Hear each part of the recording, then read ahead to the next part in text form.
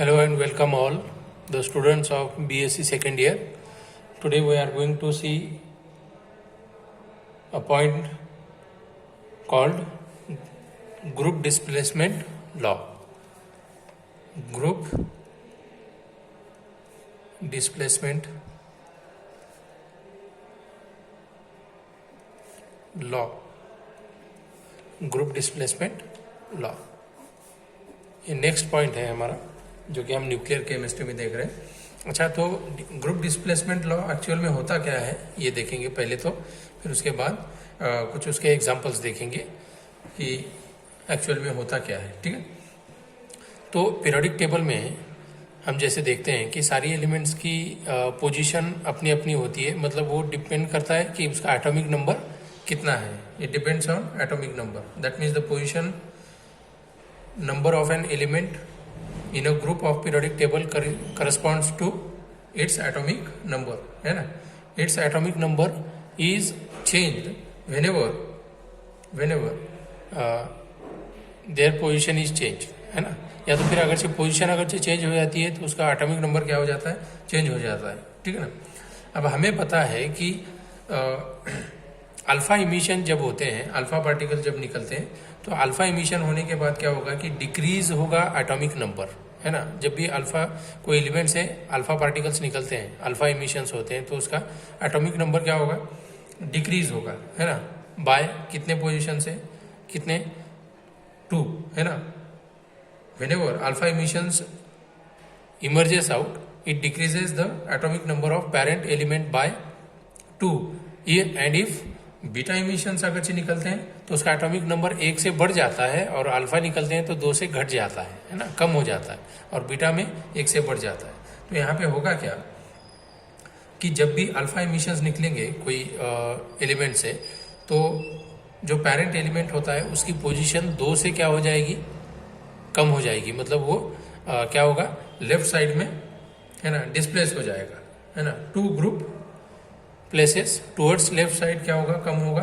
और अगर से बीटा इमिशंस अगर से निकलते हैं तो वो क्या होगा, ग्रुप में एक पोजीशन से आगे बढ़ेगा, है ना, to the right side. If alpha emission निकलते हैं कोई पेरेंट एलिमेंट से, तो उसकी एक्चुअल पोजीशन क्या हो जाती है, फिर 2 ग्रुप से पीछे चले जाएगा, है ना, लेफ्ट साइड में.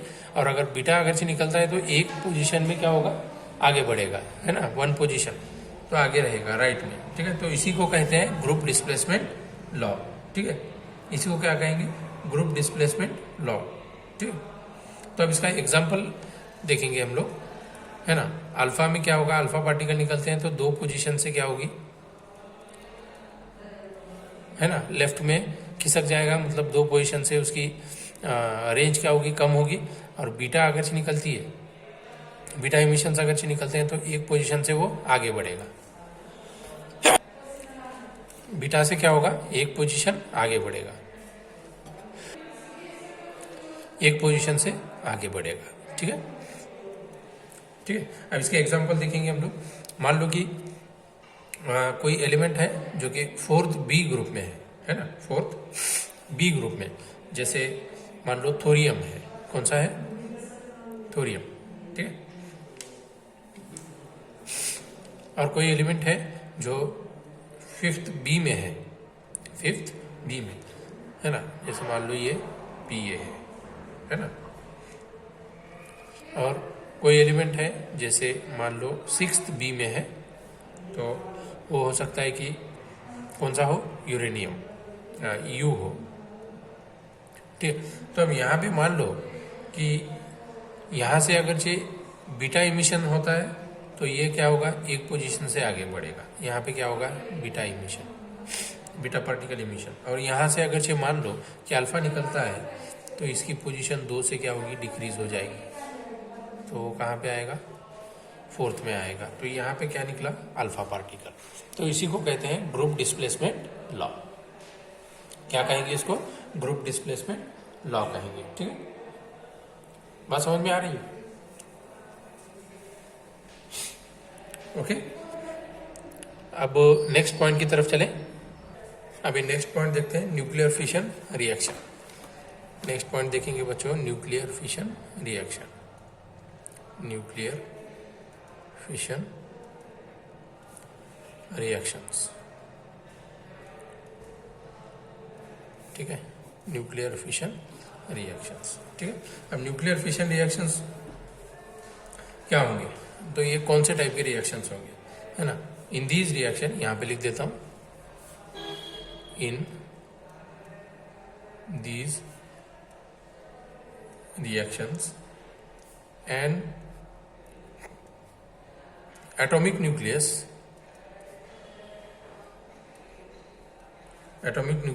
is broken or fissioned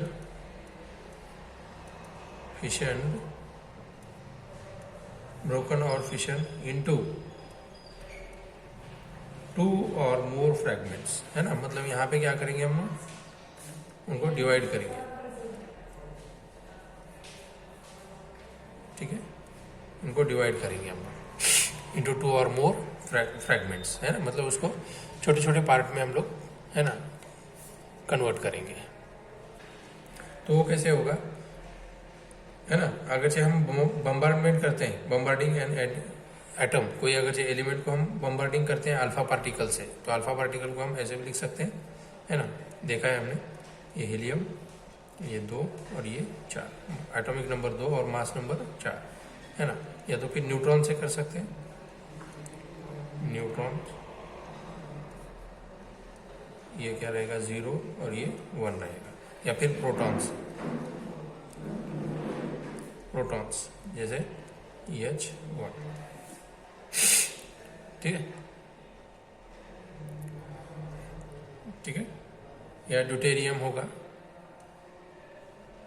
ड्यूट्रॉन्स भी कहते हैं उसको, ड्यूट्रॉन्स, EH, ये 1 2। ठीक है, तो अब यहाँ पे मान लो कि कोई एक एलिमेंट के ऊपर में हम लोग बम्बार्डमेंट कर रहे हैं।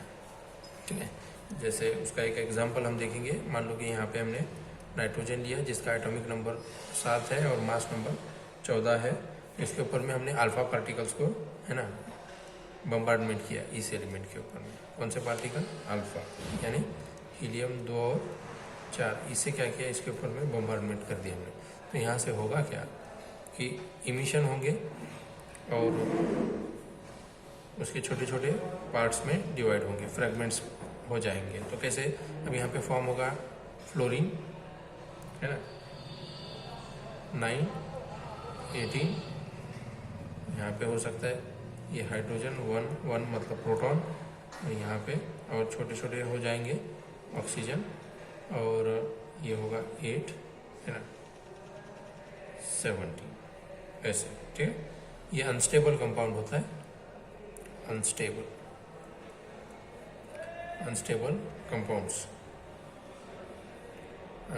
Compound nucleus.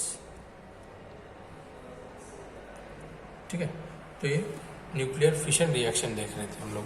क्या देख रहे हैं, न्यूक्लियर फिशन, है ना, रिएक्शन। तो यहाँ से हम लोग बम्बार्डमेंट कर रहे हैं, तो ये एडिशन होगी, यहाँ से एडिशन होगी, फ्लोरीन होगा, फ्लोरीन फिर से क्या करेगा, प्रोटॉन, फिर ऑक्सीजन, ऐसे छोटे छोटे पार्ट में वो क्या होगा, डिवाइड होने लगेगा, है ना। ठीक है, ठीक है, जिसके अंदर में 2 या 2 से ज़्यादा पार्ट में हम लोग उसको डिवाइड कर सकते हैं। तो ये होती है न्यूक्लियर फिशन रिएक्शन। ठीक है, अब आगे देखते हैं न्यूक्लियर फ्यूजन रिएक्शन क्या होगी। Nuclear fusion reaction, nuclear fusion reaction,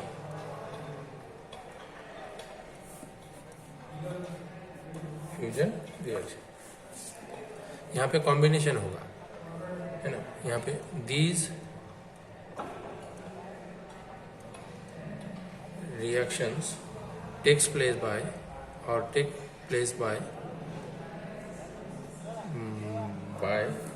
combination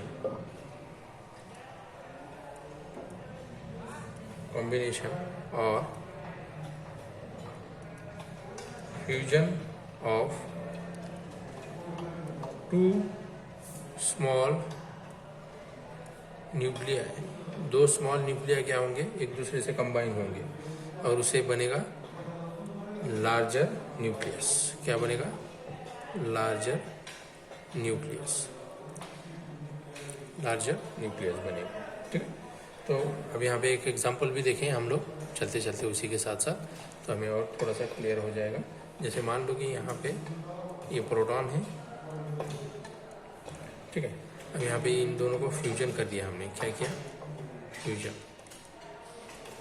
है ना। तो यहाँ पे बनेगा क्या? हीलियम बन जाएगा। ये दो हीलियम में कन्वर्ट होगा, जो कि अनस्टेबल रहेगा। क्या रहेगा? अनस्टेबल मास। ठीक है, यहाँ पे इलेक्ट्रॉन -1 0, है ना, पॉजिट्रॉन कहेंगे इसको। हाँ, इलेक्ट्रॉन +1 और 0 इसको कहते हैं पॉजिट्रॉन, याद रखिए पॉजिट्रॉन। और यहाँ से अब ये एक सेपरेट होने की वजह से क्या होगा?